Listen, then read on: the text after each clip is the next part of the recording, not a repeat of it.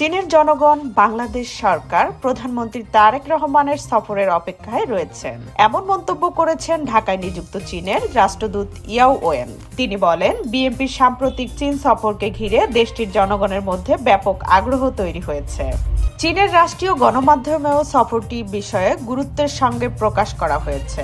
বৃহস্পতিবার ঢাকার ইন্টারকন্টিনেন্টাল এই বিএনপির সাম্প্রতিক চীন সফর পরবর্তী এক নৈশভোজন অনুষ্ঠানে তিনি এসব কথা বলেন। অনুষ্ঠানের শুরুতে মির্জা ফখরুল ইসলাম আলমগীর বিএনপিকে চীন সফরের আমন্ত্রণ জানানোর জন্য দেশটির সরকার ও জনগণকে ধন্যবাদ জানান। তিনি বাংলাদেশের ও চীনকে ঘনিষ্ঠ বন্ধুপ্রতিম দেশ হিসেবে উল্লেখ করে শহীদ রাষ্ট্রপতি জিয়াউর রহমান এর লুক ইস্ট পলিসি এবং খালেদা জিয়ার অবদানের কথা স্মরণ করেন। ফখরুল বলেন, তারেক রহমান তার বাবা মায়ের দেখানো পথ অনুসরণ করে চীনা কমিউনিস্ট পার্টির সঙ্গে সম্পর্ক আরও এগিয়ে নিয়ে যাবেন।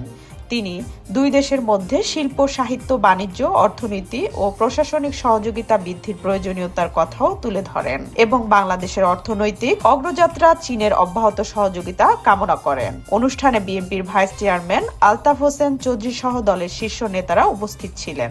অন্যদিকে চীনা প্রতিনিধি দলের মধ্যে রাষ্ট্রদূতের পাশাপাশি মিশনের উপপ্রধান লিও ইউন সহ ঊর্ধ্বতম কর্মকর্তারাও উপস্থিত ছিলেন।